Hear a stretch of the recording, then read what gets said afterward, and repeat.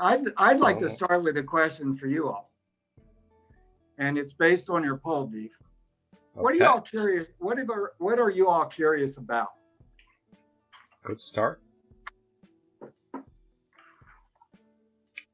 No one? Anything? Or do we want me to pull from the questions? I'm curious why no one is jumping in so aggressively. I've been trying to prep the whole meeting for 2 or 3 weeks for the return of Mark. We've been anticipating and missing you. We're like, oh, why did he leave our group? And we've been abandoned by Mark. Right, Dan? Yeah.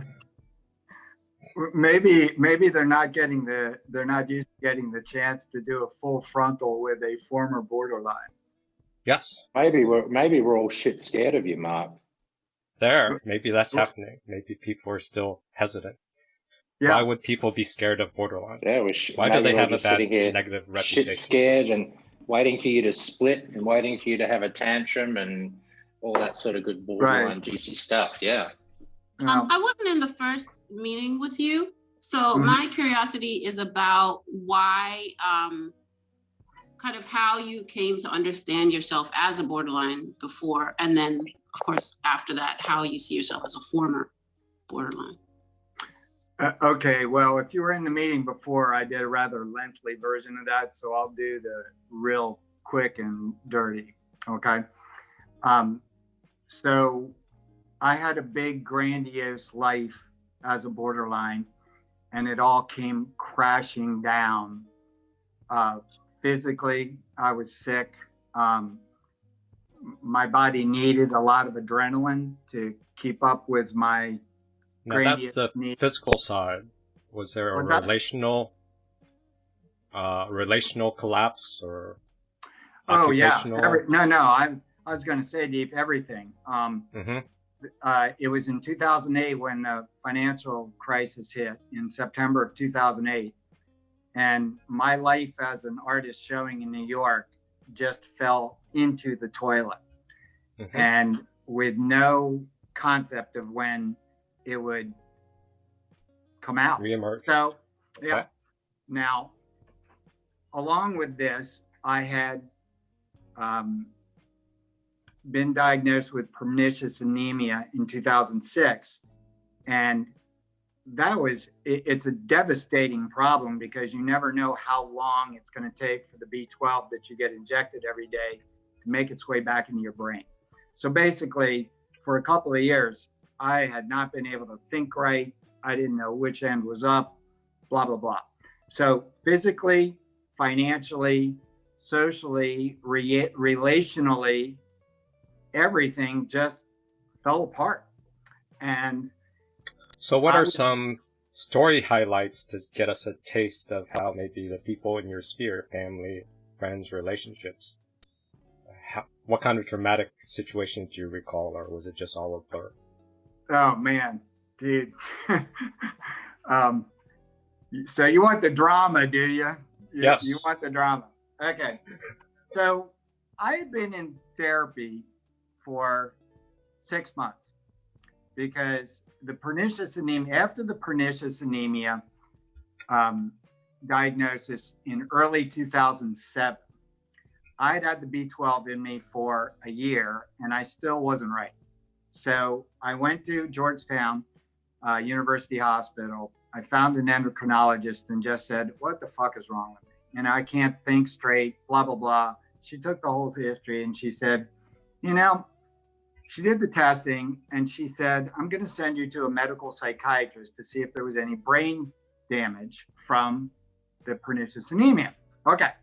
So went to him and he said, basically, I have no idea what's wrong with you, but you need to we'll figure it out. Okay. So that was early 2008. I had been in therapy for 6 months and I was married and am married. Yes, how did your marriage handle that traumatic situation? Well, not well, because first of all... Did you use your partner as a coping strategy or an unfair... Well, in typical borderline fashion, my partner was an avoidant disorder, and borderlines and avoidance hook up all the time. Basically, there's Beautiful only... match. What's that? Beautiful match. Oh, Perfect it fit. is. Yeah, you force each other into each other's defenses more thoroughly. So you can imagine how lovely a situation that is.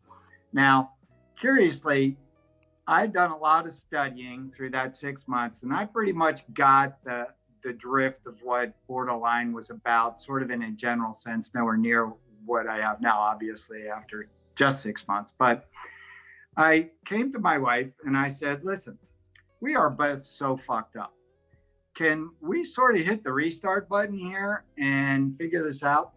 Well, there is You didn't take that well? No. We're both fucked up.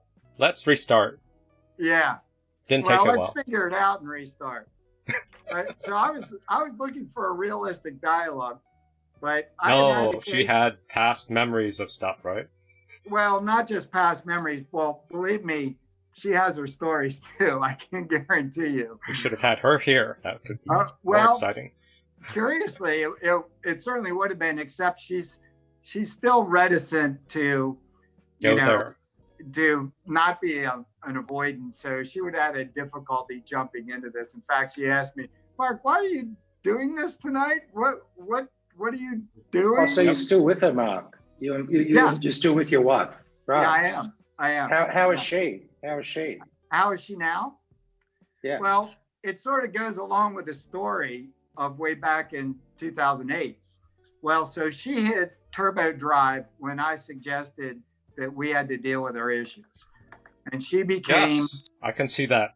Yeah, turbo Even drive. though you said, we're both fucked up, let's reset. But I can see how she might take that personally and say... Well, she didn't want to... You might be a little upset by that. I don't know. She was not interested in getting unfucked like I was. So, and I was serious about it. I mean, I really wanted to figure it out. Yeah. Because life was a mess and I was tired of being unhappy and, the whole bit. So at any rate, at that point though, wait a second. Yeah. Okay. At that point, I get confused by these years. That's a long time ago. But anyway, so she hits turbo drive. I had done some really good reading, and I read Greg Bear's book, Real Love. That's about that impossibility of unconditional love. It's a rather pedantic book, but it needs to be, since it's a pretty simple idea that's very complex in anything beyond the idea stage. But anyway, I read Greg Bear. I had read David Rico, When the Past is Present. And I had started reading the Tao Te Ching, which I found really fascinating, the three of those books together. Well, I think I mentioned in the first meeting that Greg Bear's book was really fascinating to me. And considering I was a card-carrying borderline. So we have trouble, or I like drama. And then sometimes we're trying to place you in the diagnosis. I'm getting to the drama quick. Okay. I'm getting there. It's coming. I'm getting there. I'm getting there quick.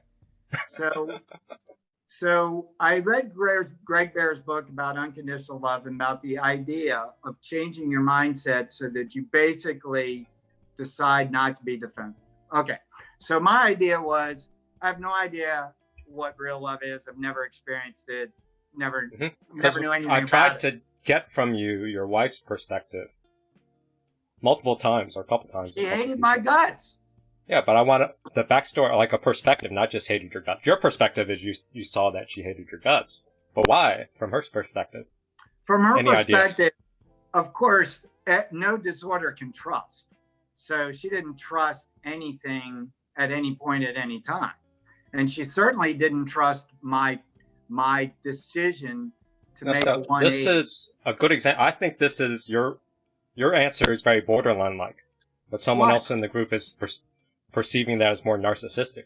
But your answer is sort of understanding her through a diagnosis lens, which is one of the critiques of people who have been on the other side of borderline relationships, that they feel like they're being diagnosed.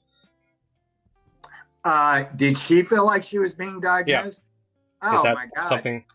as a matter of fact, because I was talking about my own journey in borderline, Yeah. and I would talk about what I thought her diagnosis was. Did you share that with her? She had this line that said, "Do not psychologize me." See, that's very common with borderlines, isn't that? Whoever's commenting privately, a narcissist wouldn't do that. They would just want a power play. They wouldn't diagnose the partner so much. They would do it as a power play, not more so as I want to help you and we're both fucked up. That's more borderline. Oh, yeah, absolutely. But it wasn't done in that way at all. It was more like a pleading, Diane, could you please take a look at this? You know, I wasn't shoving it down her throat. Yes, it's out of compassion. You're both you want to get the rupture repaired, and you have your ideal of the co-regulation and whatnot, but she's sort of stuck in the past. And well, for some reason, for unknown reason why she's stuck in the past or hateful. Well, actually, even talking about the past, I was actually surprised that the story didn't mention anything about like your family of origin or like, you know, what was happening there. You mentioned that you had never felt or been in love or felt love or something. Right. And like, what's, you know. No, I said I had never felt unconditional love. Okay. The love I got was always conditional. It was never, ever unconditional. If I did this, then I could be loved. If I did that, then I could be loved. And if I didn't, then I wouldn't be. So conditional love, as far as I'm concerned, is pretty worthless. Was that I'm sorry, I had to interrupt. Is that that was your perspective, right? That was what you felt like, if I don't do this, then I won't? Or are you saying that's what people told you? No, it was pretty clear because I got beat as well if I didn't do it. Mm-hmm. So it was black and white. So it became your perspective after that. I'm sorry, what came you mean the fact that I wasn't unconditionally loved became my perspective?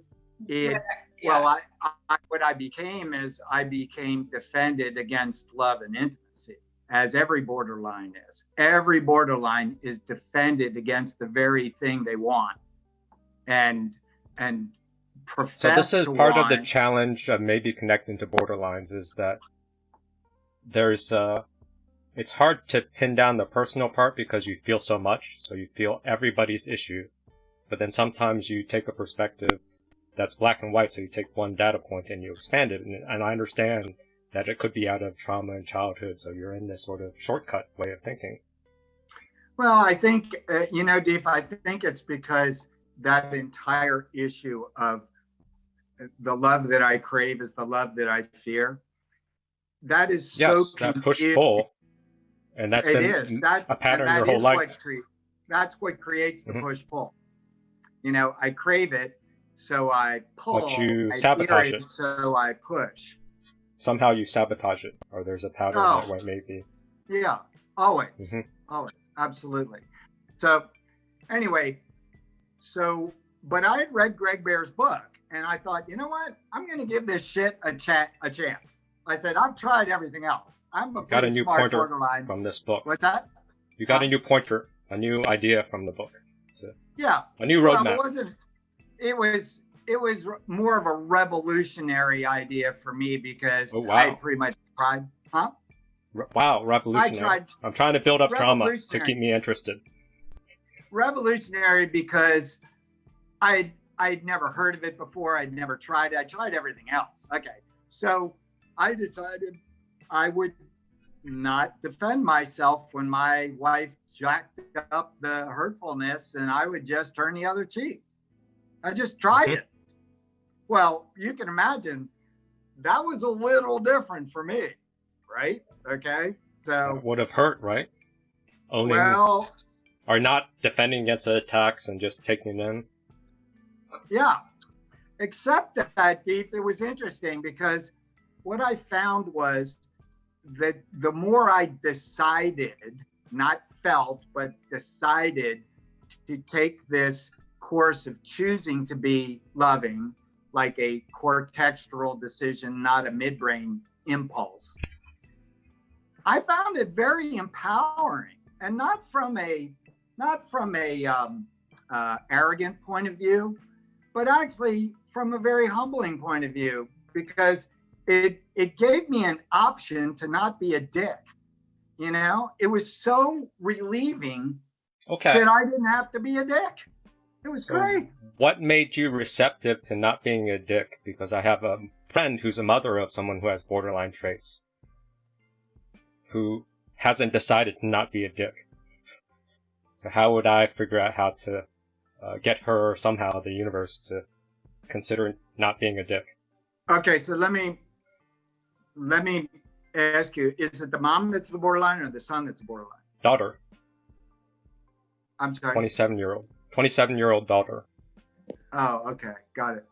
Now, who's being the dick? The mom wants to be Daughter. different? The daughter is. Well, you can't convince a borderline to not be a dick. Okay, so how do we manage the relationship then if we're on the other side of the borderline? So that makes you a dick, Mark. Are you a dick? Am I?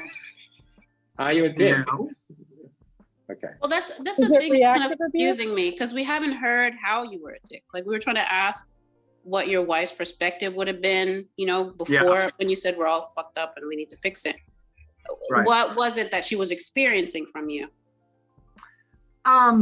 You know, all the typical borderline stuff, that when we perceive abandonment, we're manipulative, and, you know, we're always strategizing and trying to turn events in our lives to be something that always feeds that need for grandiosity. If you are a grandiose borderline, there are grandiose borderlines and there are infantile borderlines, and it has to do with IQ, basically. So if you've got enough firepower, you create a big grandiose life, and you need a lot to feed into that. And that's why borderlines many times look like narcissists or have a comorbidity of narcissism, because that's how it plays out. But the problem is that you build this grandiose life and you're trying to cover the fact that you feel like a child and you really want to be taken care of, but you're proving to yourself and the rest of the world that you really are this person that is acceptable because I've done this and I've achieved that and I have this kind of notoriety and blah, blah, blah. Yeah, that makes sense. But like, what did you do? What did I personally do? Yeah. All of that. I mean, I was an artist. I lived the artist life. I was crazy, you know. I was just freaking nuts. But what sort of relational wounds? What is, did you I mean, do? You're looking for the ways. Well, you know, it's You interacted with people. did Diane you and split? Did you split? Did you gaslight? Did you do all the, you know, the 9 traits? Is that what you mean by crazy? Because crazy is a broad definition. Yeah, I did a bit of all of it, but I was high enough functioning to make it look good. So I was nowhere near as, you know, blatant as your normal borderline, because, you know, I could do You had it a lot of another supply way. from your artwork and other stuff. So yes, you Yeah. probably weren't as desperate as a typical, or as a less successful borderline. That's At true. least financially. So you could That's get multiple supply. You didn't have to fully feed off your spouse or fully Right. dump on your spouse. Absolutely. But even still, and I was she felt resentful. Did it seem like she felt resentful when you said, "We're both fucked up. Let's try to fix this"? Did she take Was it she well? being ignored? What was she reacting to in Well, your you have to behavior? understand that one of the things typical of avoidant disorder is that many times they will have an entirely separate life that they keep to themselves. So you have to understand that Diane actually engaged in having a very unique life that not too many people actually knew about that weren't participants. So Did she cheat on you? what's that? Did she cheat on you? I don't use that word, cheating. What is? So that's a yes. No, that means that she had a very separate life. And Hey, Mark. Hey, Mark. Yeah. Just a question. Sorry, before we get wrapped up here. What you're doing something interesting that I find. Talking about the other in the relationship is something that I experienced with my BPD ex. She would diagnose me when the topic at hand may have been at that moment. We may have just been discussing something about her life and her experience, and no matter how we went through the discussion, it always ended up being turned around and focused on my problems. And I'm wondering if that's something that you see in yourself, that maybe by diagnosing her, this is an unconscious way of deflecting from looking at your problems. That's prescribing agency, but that might be the lack of boundaries. They need somebody else to fully contain their sense of self. Hey guys, I understand how that's a dynamic that's typical of borderlines, but that was not my case at all. I was, first of all, I own all of my behavior. We're trying to use your example, but we're trying to understand multiple borderline relationships. Sure. Because it's hard to get a borderline to come to the table and just own part of the label, let alone any of the traits. So. And we want to pull from your experience of working with other borderlines, of other people, if you could describe that experience, so we can better interact in the future with borderlines who might be splitting or suicidal ideation or falling into diagnose mode, or also the apologies that don't make sense, or the apologies that seem to lack ownership or ability to recognize fault. That's a common complaint. I'll tell you what, though. You know, especially for high functioning borderlines, they pretty much have to fall flat on their face. They're going to use all those things, splitting, projection, everything. Desperately. They're going to use absolutely. And you're going to use disown all of the any sort of responsibility. Yeah. Excuse me? They're going to do everything they can to disown responsibility because that is shameful. And that just disintegrates their whole sense of self, and that's too much. It's curious, Steve, because the shame aspect of it was not something, and maybe it's because I had so much self-loathing. I mean, I used to wake up in the morning many times and saying, I just wish I would be inside somebody else's skin. I had no idea why I was saying that. No clue. Oh, that's nice. So you woke up in the morning often, and you had this mantra or some saying that was in your head intuitively. I wish I could be in someone else's skin. Yeah, I did not want to be. Did you do any psychoanalysis to try to figure out any more symbolic meaning of that pointer? Or how true that pointer could be if you expanded it metaphorically? Yeah, you know what? I don't think I had quite that much insight at the time when I was saying that to realize. Because that's a lack of mentalization. That's a common trait of borderline. They don't naturally reflect or mentalize. But now we have a group. I think that's a common trait of being human, unfortunately. Let's do a survey. Do you think it's a common trait of being human or borderline? Because sometimes that shortcut. The lack of mentalization? Yeah. Look around. How many people are mentalizing the feelings of others? I mean, seriously? Look in the news. Okay, let's do a survey here. So anybody want to share how sometimes they ruminate about their abuser or their relationship and what's going on in their head? Anybody want to care and share their opposite issue of mentalizing too much to the point that you lose yourself? A very codependent trait. Anybody? Well, that's a different thing than not mentalizing at all, because you were just implied there was no mentalization going on, and now you sort of hit the other side of it. But whatever you're talking about. Well, I'm hitting the other side to try to expand the contrast. Yeah. It's maladaptive of too much mentalization, and it's also maladaptive of not enough mentalization. Totally agree. Right. I totally agree. And in fact, one of the dynamics that can create a borderline is overindulgent parenting, which is way too much mentalizing on the parent's part of what a child is feeling instead of just listening. That's a projection onto the borderline, so they don't have their separate sense of self. Correct. That the parent is actually trying to validate themselves through their children, which is their object. disastrous.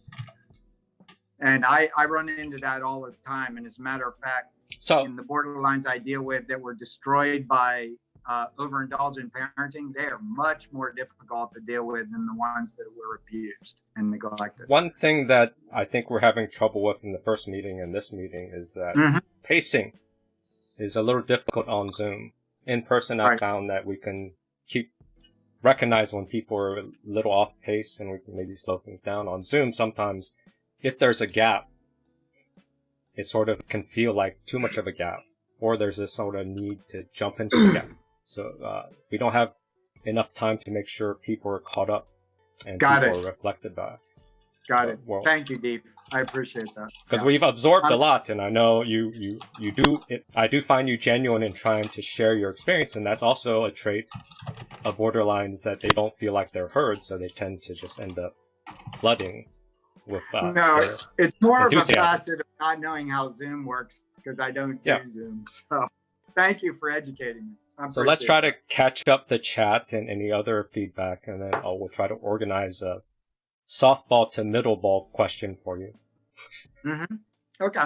So of the people that shared to Mark earlier, do you feel like that question was heard or not? And if it wasn't, do you want to throw in a re-question or in the chat? I think Kurt, you threw in something. Adria, you threw in something. Brenda, you threw in something. Were you satisfied with the answers, or do you want to? Or are you just giving up? Or are you happy? Where are you at? I think maybe we should move along with that. With that. That's my opinion, though. I'm happy to hear it. Yeah, I'm not. It's interesting listening. And I just hopped in. I'm probably gonna have to hop out again to meet some friends. But so I don't know. I mean, it's all good. Well, Adria said she didn't get an answer. What was your question, Adria? Type it in.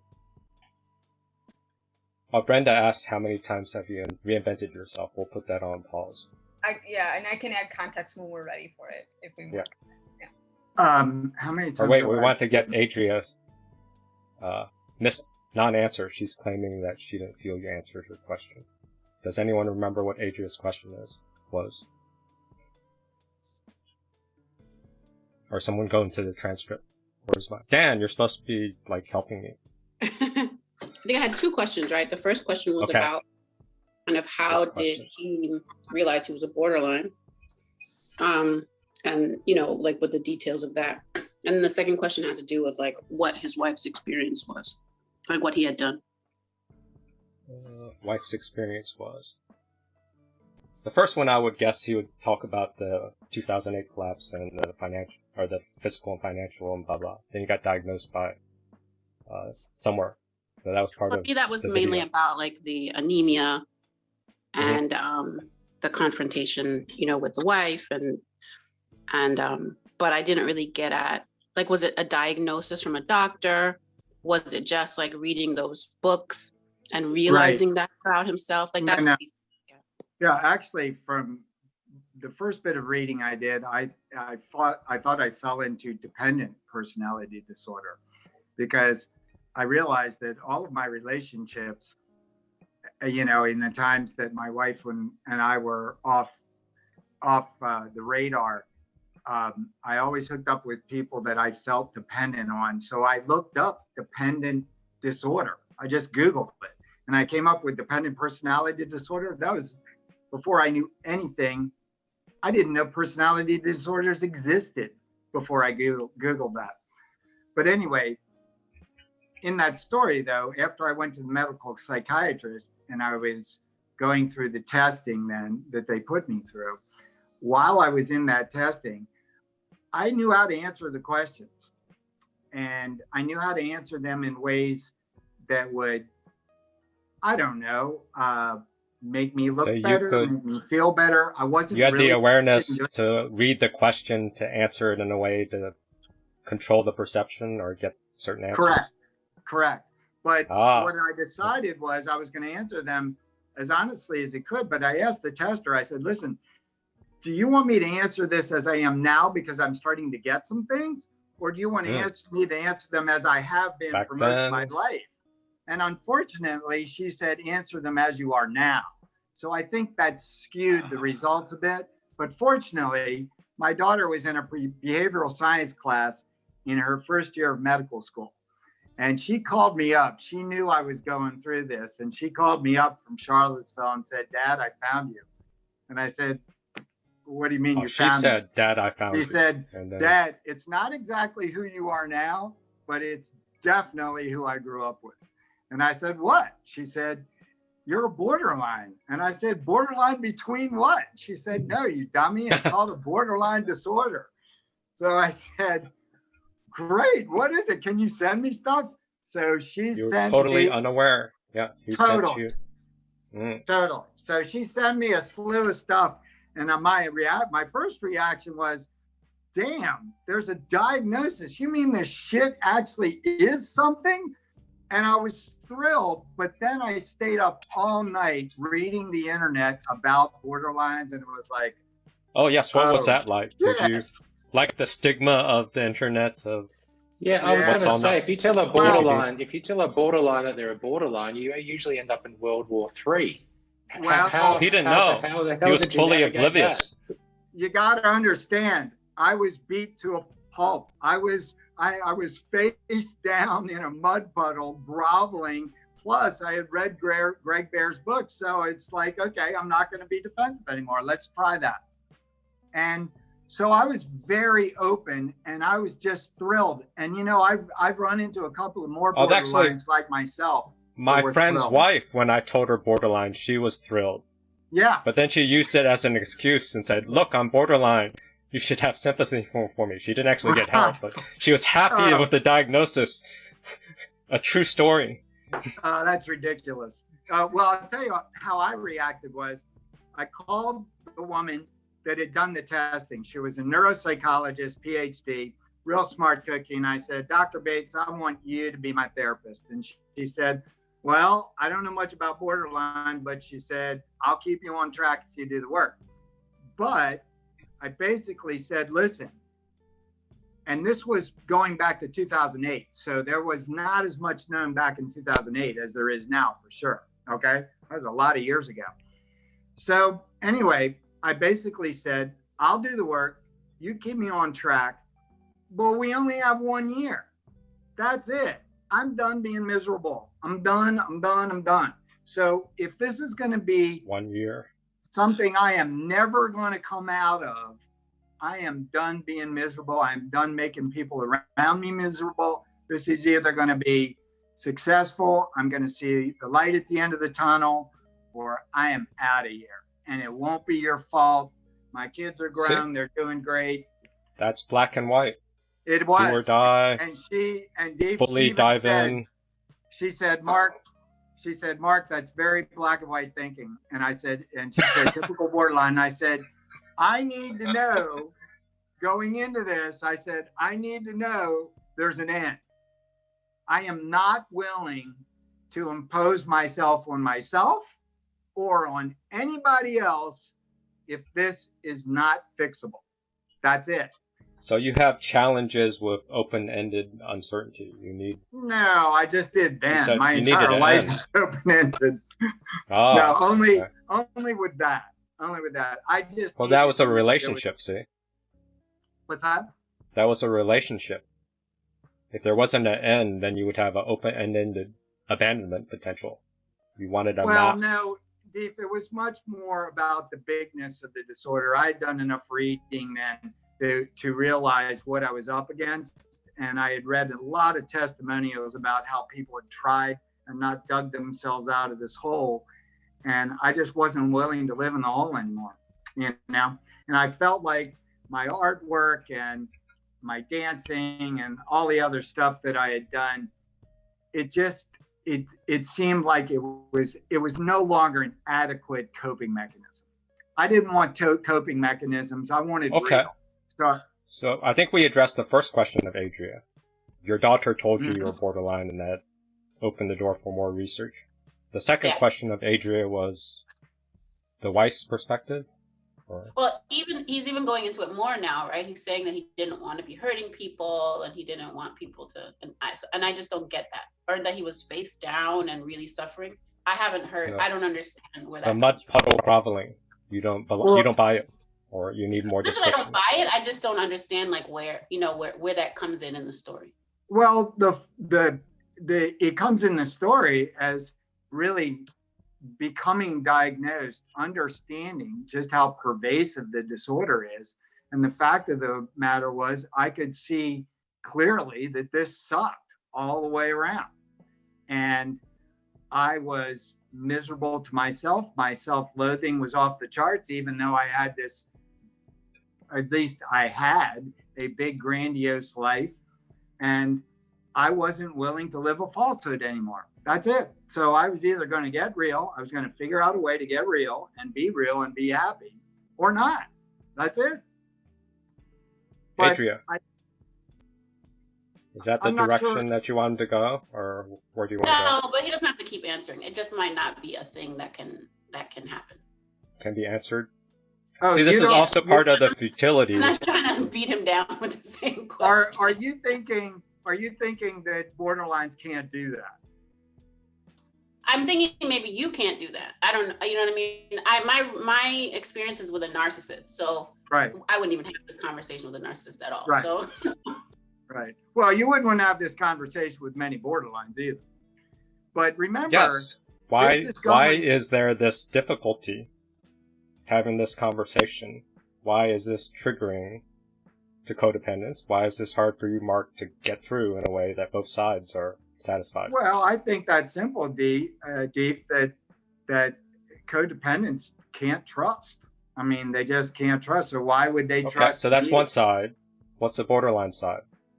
What's your side? Well, I think she can't trust that a borderline can dig his way out of the swamp and not be diagnosed anymore.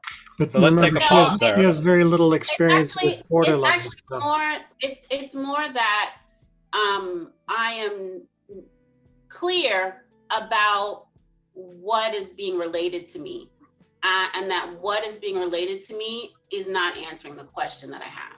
And I understand that either you're not comfortable giving the details, or maybe you, like you said, maybe you can't. But it actually has which question are you referring to? Well, your references, first you refer to your wife, and then later on you refer to like being an asshole, and later on you refer to, being really in pain and like face down in this pain.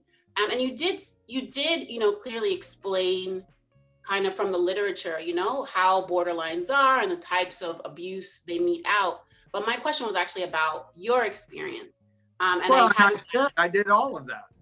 I was very clear. I did all of it in bits and pieces, but we're trying to humanize and specifically, soften. I think is what Adria is getting at, because what I'm hearing is a lot of textbook global what's coming out of a textbook. We all know that. Listen, and hang on, let me finish, Mark. And so what we're wanting to know is we know that you got sick, we know you end up in hospital, know all that. But we don't. There's all this other mystery. We're also trying to plead to see the mark beneath the manufactured part. To see you and know you. Okay, you want a story? I'll give you a story. Dan and I was talking. I didn't ask for a story. What's that? I didn't ask for a story. Right. I asked for you. Well, yeah, that's why I was curious about like how you and like your experience. And I'm curious because I'm interested, right? Okay. And so that's the piece. Well, Dan and I were talking the other day, and I had mentioned that when I was growing into my borderline wings around 18 years old, my grandmother, the woman who raised my mom, actually, she was also a borderline, but nobody would know that. And of course, until I became diagnosed, and it was very clear that that's what she had suffered with. But at any rate, she was, pushing and pulling all the time. And I suffered at the hands of that when I was a child. And when I was 18 or so, we were in the kitchen of my mother's house. And I had developed my verbal skills to the point that when she was doing her thing. Verbal skills. What's that? Verbal skills. I'm tracking. I think that term is a good term in the future. Yeah. So keep going. Well, and verbal skills can be used for good or bad. You know? Yes, that's also very key. Keep going. But in this conversation, I had it with her. And at about 17 years old, I think, I took her apart, and I just took her apart, and I left the pieces on the table, and it was natural, right? What's Did you have this sort of superhuman capacity of verbal skills to take her apart? I did. It's not something you learned in school. It's not something you copied from a movie. No. You just had this capacity. Can you describe how that works in your inner world? When I was tested after I'd seen the psychiatrist at Georgetown, part of the test was to test different parts of my brain, and as it turned out, I had pretty high scores when it came to verbal skills. So you have brain extra brain power, but I want to know how you mentally visualize the words, or how do you get into a way of finding the most charged, vicious words? Because a neocon claimed he could write emails or words that could make people commit suicide, which I don't buy. But Mark, I think you could probably find words that could eviscerate people with confidence. Without a doubt, Dave. And you were probably born with this skill. You didn't learn it from some... But you can't teach people. Do you think you can teach people the skill of verbal evisceration? I don't think you could. I don't think you could teach it. But let me mention that the capacity to eviscerate was a result of the emotional defense. So if you have an emotional defense that's driving your everything, then you just apply that cognitive verbal skill to the emotional defense, and you can ratchet it up to as high as you need to do it. Because borderlines have amazing intensity. Yeah, so you have the door, and all you have to do is amp up the amplitude. So very easy. Yeah, but unfortunately... that's your strength and weakness. But from our side, of people who do not have the gift of verbal evisceration. Right. What's a counter we can do? Oh, I do. I can do it. But I'm not a borderline. Well, Sorry, Dave. Can you do it at the same speed? But you have it in your blood, Brad. You grew up with it, and you experienced it in a way that wasn't during formative years. Right. Right. I'm not special. You develop. Yeah. I'm not a special snowflake. So, yeah. So I want to know tools I can teach abuse survivors or people dealing with borderlines on how to buffer themselves or defend or counter against this innate skill of verbal evisceration, which might be a commonality. Maybe they should use that as one of the 9 traits instead of all the other bullshit stuff that's too confusing. Verbal evisceration seems like a very common trait that's very both good and bad. That's why they can write amazing literature. They can make amazing stories, because that verbal evisceration is so beautiful, so vicious, so tangible, so beyond human. But it's used in the bad way with their relationships. So how can we help couples, family members, spouses, therapists to not be destroyed by that verbal evisceration? You know, I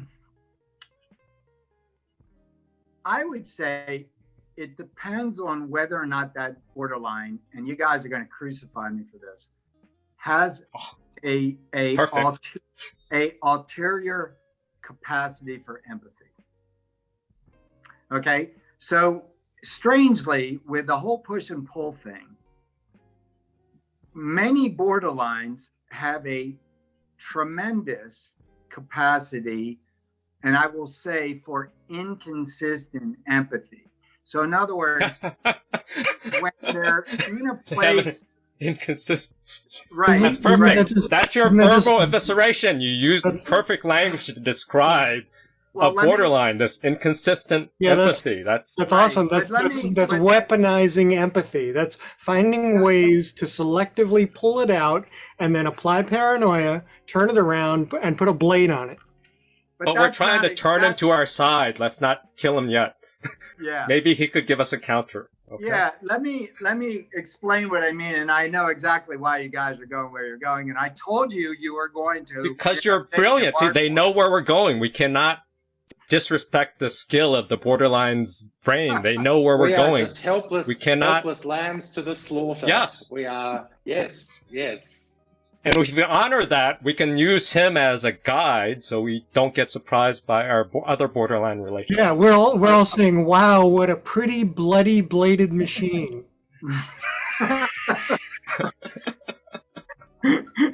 You guys, but it came out of trauma, yes. But no, we're not great at all. You're great. So let me continue with my point. Okay, so yes.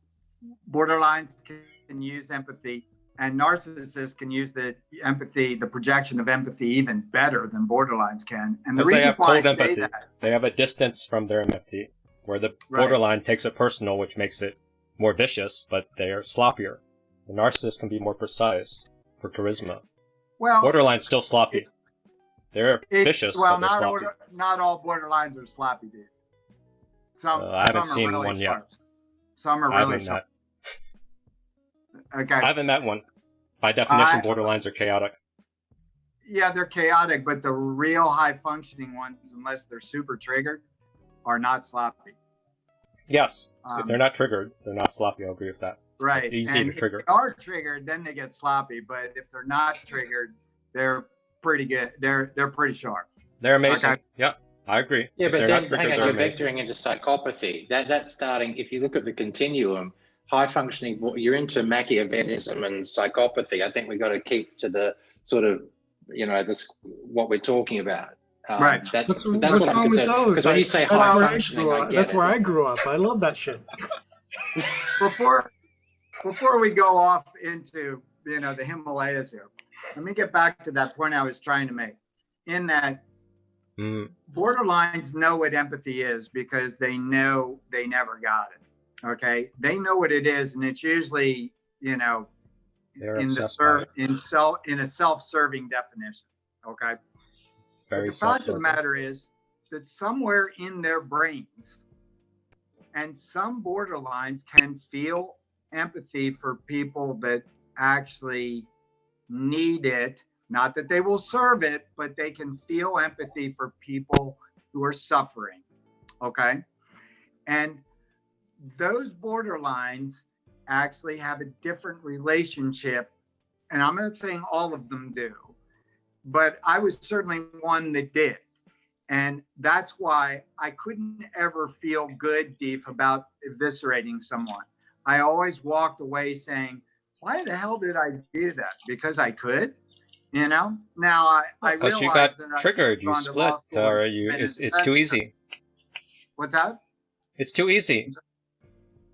You said at a young age. What was 17 when you eviscerated grandma?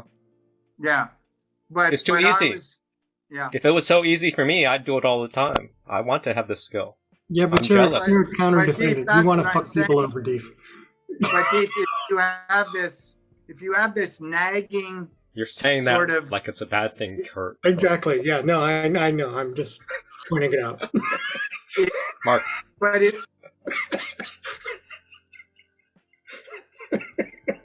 we're trying to unshame the judgment here. So we throw everything out there and then we make sense of it at the end of the meeting or after party. Yeah, that's cool. Or sometimes in our current society, which doesn't have consistent, realistic, balanced emotional engagement, we try to cover things up before we make sense of it. And with verbal evisceration, that's a tool that gives an edge to trolls, people who have amazing verbal skills. And there should be like a counter. One of my counters is to go sad. To go what? Sad. So sad. If I hang out in sad and despair, that tends to freak out people with verbal evisceration. Let me pick up on that because what I was going to explain was that after I eviscerated somebody, and let me tell you, the worst, you guys want a story? The worst time I ever did that was when I eviscerated the husband of a woman that I was involved with. The husband of a woman you were involved with. So you were the other guy? Yeah. Okay. Oh, okay. Good. Keep going. So he confronted me, and I chewed him apart into little tiny 1-inch pieces and left him all over the sidewalk we were standing on. Yeah. How much effort did that take? And none. Did you feel guilt for like a minute or? No, actually, that's the interesting part, and this is where I was going to go with the empathy, because I went and thought about this for about a day, and I called him up and I asked if he would meet with me again. And believe it or not, he said yes. I asked him if he would please meet with me. That's because he was probably a good codependent. Yeah.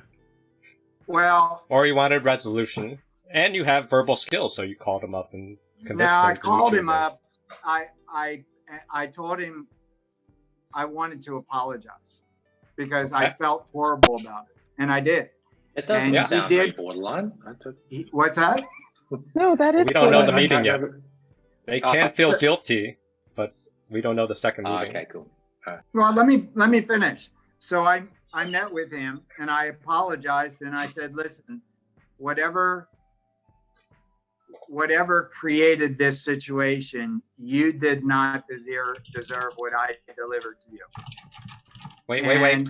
The opening was whatever created this situation. Whatever. You slept with his wife. That's so borderline. Right? That is beautiful. Hey guys, well, there was. I know it's stigmatizing, but there was lots wrong with their relationship that I was also referring to. There was the whole of the situation. No, I didn't deny the fact that I was a participant. Of course not. But what I told him was that regardless, he did not deserve what I delivered. Yes, you eviscerated him. He did not deserve what I delivered. The little pieces. And how did it fall? And I'm sorry? How did it fall? How did he take it? Quite well, actually. He was a really nice guy, a really, boy, you know, he's the kind of guy you'd actually like to be friends with. I couldn't care less about the woman, but going forward, I would love to be friends with him because he was a really decent guy. And the woman was probably a borderline too. And yeah, we codependents are really easy to get along with. We're great. No, listen, he did not offer me forgiveness. He basically said, thank you for your apology. And that was it. And how did you know that he wasn't terrified of you verbally eviscerating him a second time?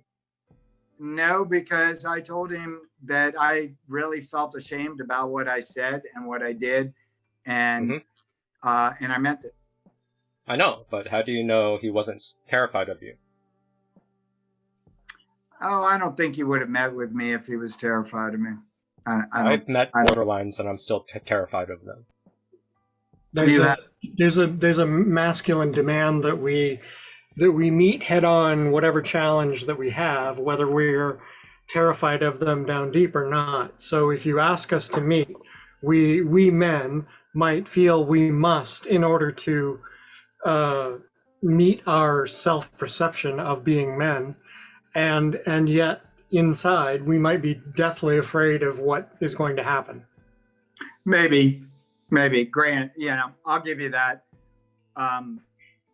Fact of the matter is, that's why I'm honoring your skill of verbal evisceration, because codependence in most of the world is terrified by this skill. This is a amazing, vicious, bloody, laser-like skill that just destroys people straight to the heart, to their soul.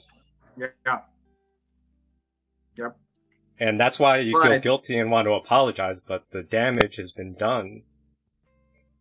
And that's part of... Without a doubt. That's where I join you in the holy grail of the community of how can we heal this damage?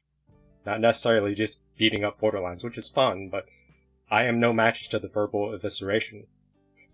So that's where I sort of given up on beating up borderlines, because I'm terrified of this verbal evisceration. I've gone down into the shame pit of losing my faith in humanity because of borderline verbal evisceration. I have lost my faith in living from this. Then I'm terrified of going face to face with fear. People in this group haven't reached that point, so they're not humble. Right. No, but can we create a community to heal the people who have been victims of this, who can be healed from that, so that now both sides can grow and heal? And well, both sides, meaning the codependent and the borderline narcissist. I mean, the only way they're going to get healed is if they confront their disorder, period. I mean, and you asked, how do you deal with someone? A borderline needs to have an aggressive attitude towards healing. Codependents who use that aggressive attitude end up being counter-dependents who end up being intimacy phobic, and they never heal. Right. Because they're actually too hard on themselves, codependents, when they try to heal with that attitude. They actually need more gentleness. Yeah. And borderlines also need a little bit of gentleness, because when you verbally eviscerate, you can beat the shit out of your inner child, and that never integrates. So you can heal, function, but your inner child is still lost in some place in your psyche, never healed. No doubt. Well, you know, I can tell you that I did not use that verbal skill for that purpose very often at all. Because I saw what it did to people, and it was like, wow, you're going to really end up worse off if you let it fly. So it didn't happen. Could you be a BPD vigilante, where you can sort of track other BPDs that are out of control with their verbal evisceration? Put them in check? Because I can't. I don't have the skill of matching verbal evisceration. Well, Dave, that's why I mentor borderlines. If they think they can pull one over on me, it ain't happening. No, and in fact, so we can send borderlines to you. Can you give a free intro rate to eviscerate them? No, I don't do evisceration on the. I don't do evisceration. I will tell you that I had one borderline that was very verbally skilled, and she would talk a mile a minute, so you couldn't get a word in edgewise. I felt that. Yes. How did you handle that? Well, I met with her. I told her parents that I needed to meet with the daughter at their house, and I needed them to leave the house until I texted them and told them to come back. I said, we're going to go toe to toe. One-on-one. One-on-one. Mano a mano. So that's when this girl found out that I could match her stride for stride, step for step, and I could actually yell louder than her. Oh, you also yelled, so it wasn't just evisceration, you also tone, volume. Absolutely. And you know what? I took her down, not for the purpose of winning, but for the purpose of getting her to realize getting through to her. This is not going to work anymore. This is not going to work here. And it was a pivotal moment. You weren't, you proved yourself as not being able to be manipulated by her, or emotional chicken. You went emotional chicken one-on-one, and you matched her higher, so then she had to yield. Correct. But you had to get the parents to leave the house. Correct. Well, I did. It was ugly. It was really ugly. And I know when it's going to happen, and I usually create a situation that can handle it.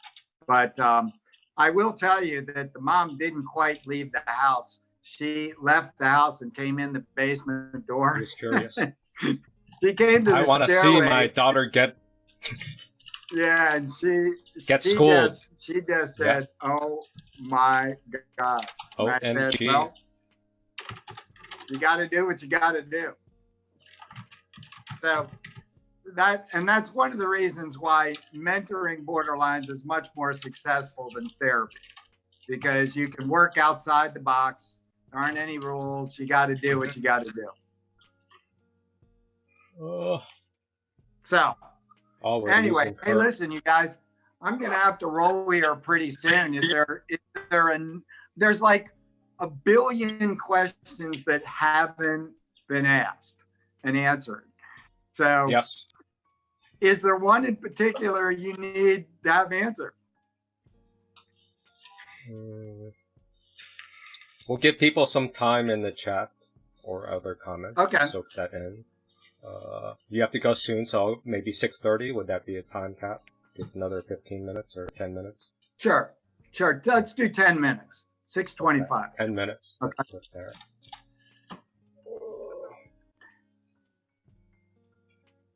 So last minute. I know. Oh, I'm sorry. In the case of that girl, I don't know how old she was. I wouldn't have left you in the house alone with my daughter either. But in the case of that girl, did her parents like acknowledge or talk to you about kind of what her childhood was like? Oh yeah. Right? Like why are the parents calling you to be like, yeah, I used to like, I have a friend, for example, who's clearly BPD, and her, father used to beat the hell out of her, and they'd lock her in the bathroom, and the mother would starve her. Like, did they come in and say, we used to beat and starve our daughter, and now we need you to fix her? Or what do they say? Yeah. Well, I don't deal, if I'm dealing with anybody and their parents are still involved with them, then I have to deal with the parents too. I rarely deal with a borderline without dealing with the parents, because that's from whence everything comes. And that's a real journey, because I'm not dealing with one screwed up person, I'm dealing with three. Or siblings. Many times the rest of the family is being dealt with too. So there's a real reality check, and I do a real careful history of the family. I do an emotional history of what it was like to grow up in that family, and everybody's got to get real, because that's the only way to address it. But who gives you that then, if people aren't really able to that talk history? Clearly about what happened to them or what they do? People, I interview everybody separately, so they're not afraid of who's sitting next to them, and I get a pretty honest view of what went on. And sometimes the issues are more subtle. Like I remember one girl I dealt with, as it turns out, her mother used a humorous sarcasm as a defensive mechanism to keep people at bay. And that was just extraordinarily hurtful to her daughter. And if you didn't interview them separately, you would have never gotten a perspective that was well-rounded and could understand the impact of that.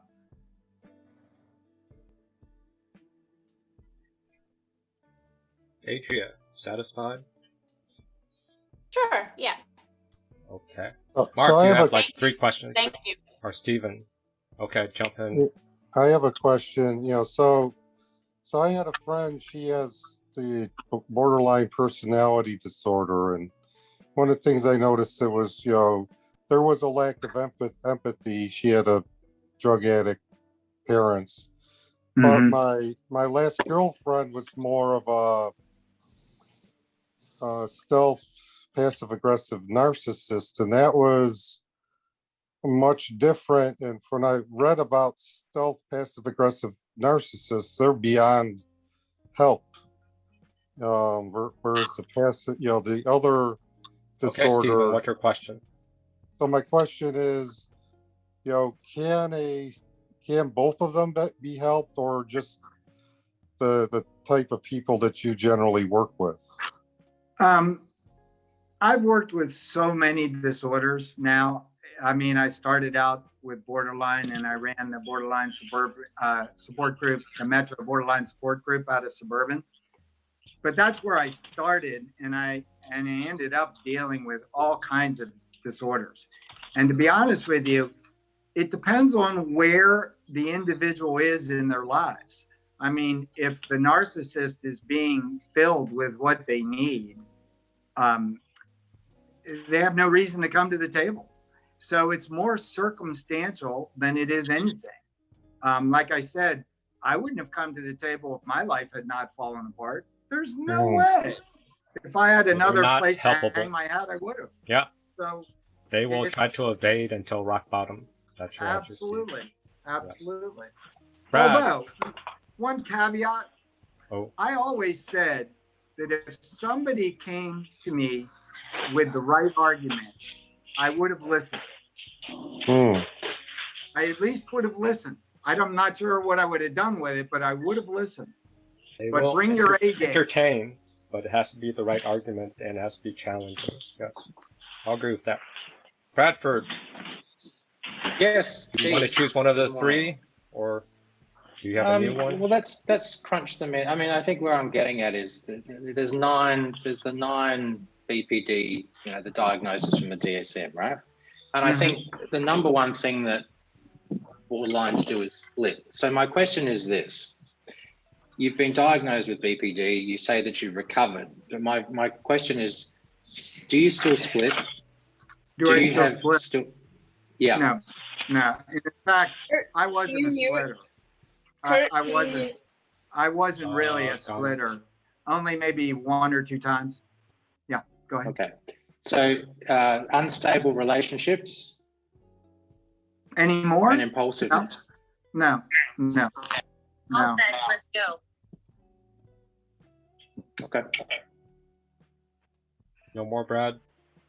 No, that's No, I actually I would say that my primal. Do you still have the impulse to split? I'm sorry? Or do you still have the impulse to split and manage the feeling and not do it, or you just don't have that impulse? Yeah, I don't have that impulse. It's been 13 years now, and I've been, I'm extraordinarily aware of the primal pathways that create the triggers that cause all those things. And it's only under very extreme circumstances that those pathways are actually challenged. You can be challenged. Is that what you said? You can be challenged? So if I keep prodding you with a stick, will you eventually split on me is the question. No, not that, no way. It would be if because I can do it. I mean, I'm very good at it, but that's the point I'm making. If I had an intimacy that was that I perceived as abandoning me, then those primal pathways would be challenged. So you still have the impulse, is what you're saying? No. But those pathways would be challenged. But I am extraordinarily disciplined in knowing what I'm looking at, knowing that those are primal pathways being challenged. The reality might be something totally different. So I do not use any of those. So what would it take me to get you to split? What would it take me to get you to split? What would it take me to get you to split? So if I said your artwork's shit and your house is a dump, would that be a good start or not? No, you couldn't get me to split. Well, that's easy. He's heard that. Yeah. No, it wouldn't happen. That's not even on the radar. I mean, that's just. No. You're just honoring his verbal evisceration skills. No, that's Brad. That's fucked up, and I've been officially unfucked. So, no, that's for people. Well, hang on. You've been officially unfucked. Hang on. Just let me challenge you on this. You've been officially unfucked, but you have a diagnosis. So we've heard a lot about people with qualifications and universities and diagnoses and all this sort of stuff, right? So did your daughter diagnose you? Is that correct? She was the first one. Okay. So let's get this. So I think I'm trying to pick this apart because to be honest with you, Mark, I'm not buying a lot of this stuff. I'll be completely honest. I'm hearing a lot of NPD. I'm hearing some BPD, but I'm struggling to, because I still don't know very much about you. I still don't really know. We've been talking for an hour and a half. How could you? We've been talking for an hour and a half. I have no idea who you are. And that's probably, again, I feel like it's like a scrambled egg. I can't unscramble it and make sense of you. Okay. That's all. Maybe you are BPD, because that's a very BPD thing to do. That's my argument. To be able to talk about yourself. And that's also your perception that may have nothing to do with the reality. Correct. Yeah. But right there is defensiveness, which is fine because you're trying to poke. But at the same time, Mark, we're letting this back and forth because if you want a real ideal of consistent, realistic, balanced emotional engagement, it has to have room for difference. That's the hard totally part. agree. And I'm not upset about it at all. It doesn't bother me. Brad's totally, or who am I talking with? I'm sorry. Brad. Brad. With the odd accent. Brad is entitled to his perceptions. Well, see, that's where I would argue we don't stop there. No, that's our urgency to finish the story. Yeah. Why can't we keep talking so that we both can benefit from the perspective? We can. That's the hard part.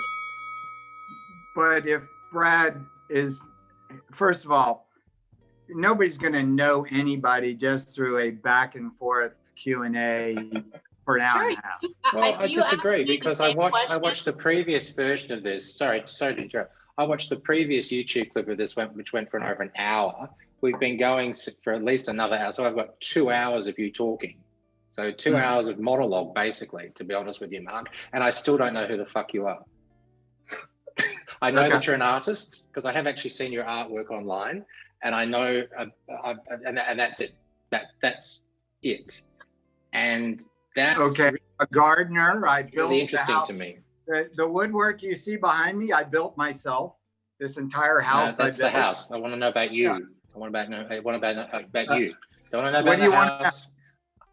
I want to know more. I want to know more about the splitting. I want to know all about these things that have happened because, again, I feel like we have all the depth of a car park puddle with this. That's what it feels like. Well, you'd have to sit down with me and have a long chat. Just for reference, I've just had one for an hour, and in fact, I've had 2 hours.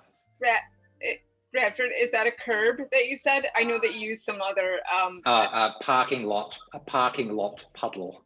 Oh, parking lot. Very shallow. Okay, I thought you were talking about a curb. Sorry. Either way, fine, good, great, love it. I'm just giving you my experience.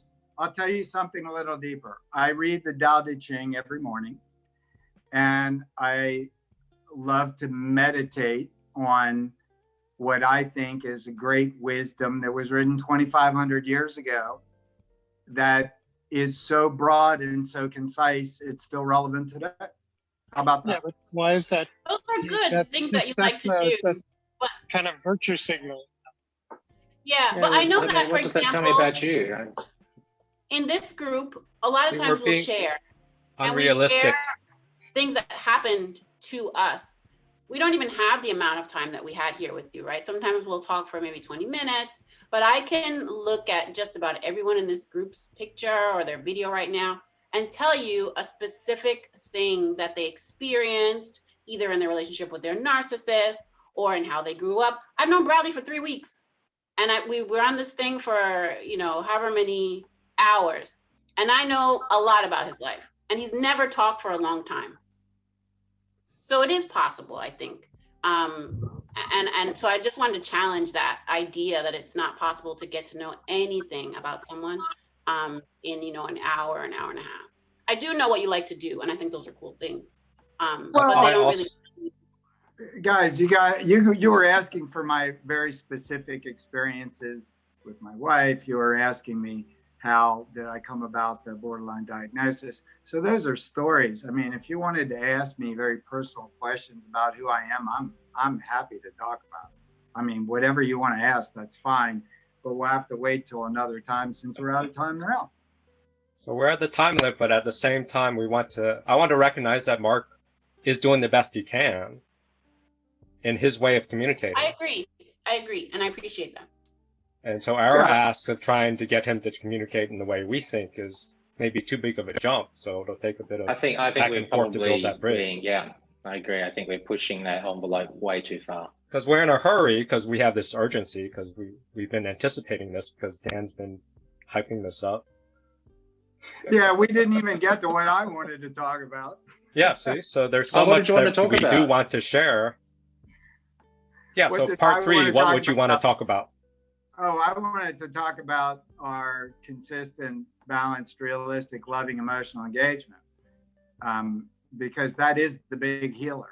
And that would be the thing that codependents are probably most distrusting and skeptical about.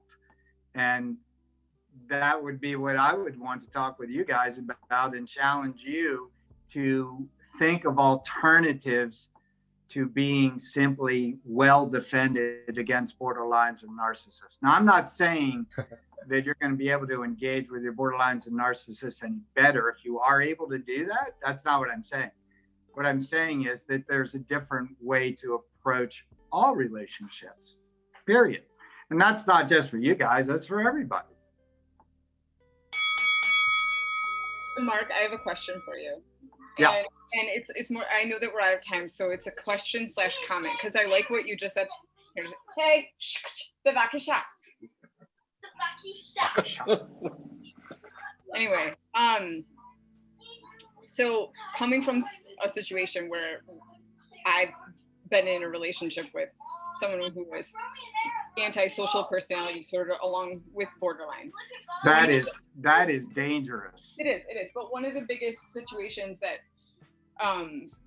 what is hard to take and hard to deal with that I ask routinely in this group is why did they lie, and why don't they care about the lies that they told, whether they were lies to myself or they were lies prior to me or lies after or around me, and how come they never took responsibility? And what, I'm not looking for you to answer it, so just hear the next part. So the one issue I'm having right after the last hour is that I felt like you kind of did the same thing for me.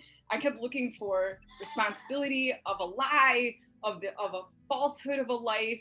Like, I said I was an accountant and I fucking wasn't. I had an affair. Like, I wanted that, but not only could he not ever take responsibility, but I felt like I couldn't get it from you either. And so I love the idea of challenging a new love, because I swear to God, there's no one here who loves love more than me, right? I can't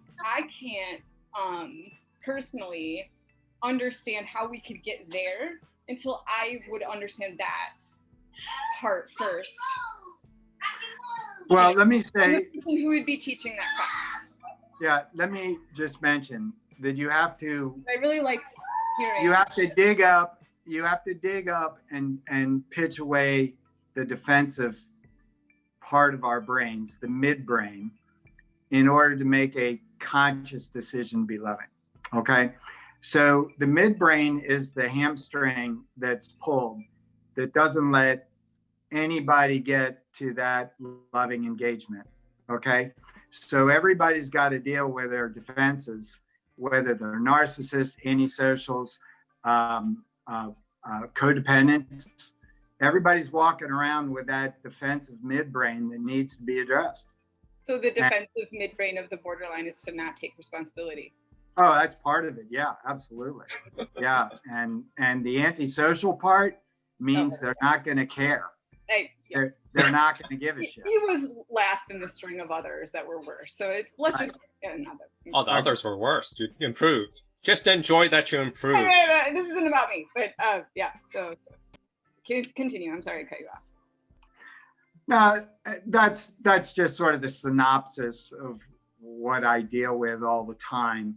And for people that want to have loving relationships, they have to deal with their defenses first, because if you think you can be defensive and loving at the same time, you're going to miss out on the consistent part, and that's going to make you really not trustworthy, right?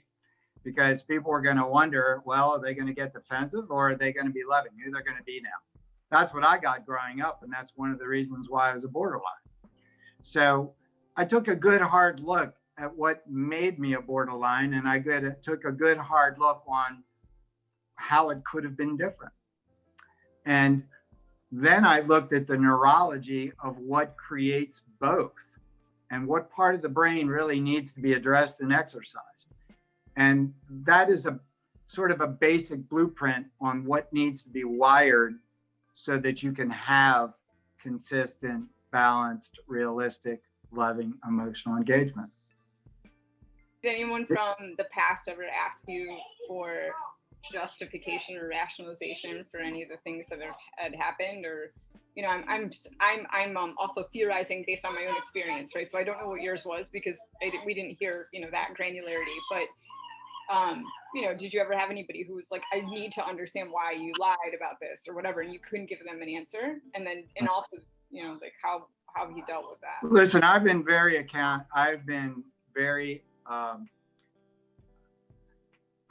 much an advocate of taking accountability for the past. I'm not proud of the way I lived. I'm not proud of who I was. I don't defend it. I understand it. I've asked for a lot. I've given a lot of apologies. I can tell you that, a whole lot. And I own it. But I own it in such a way that it's like I use that as motivation to want to be different. And that keeps you disciplined, and it keeps you on a road to being disciplined continually. That's it. Now, fortunately, I don't have any of those impulses anymore. When somebody comes at me, whether it's Brad or my wife or anybody else, I don't launch a counterattack. It's not worth it. Not only is it not worth it, I just don't want to. It's that simple.